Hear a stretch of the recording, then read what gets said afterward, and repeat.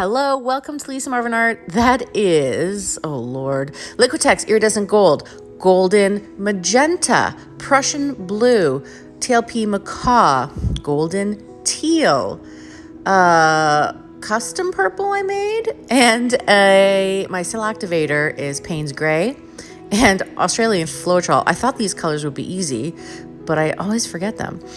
So here I am blowing it out. I really like the cells in this one. I believe this is an 8-inch round.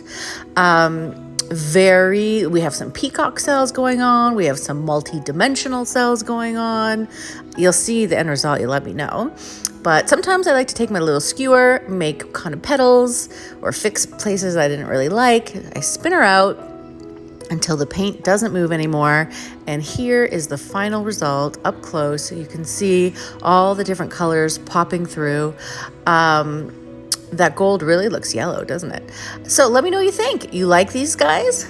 Talk to you later. Bye.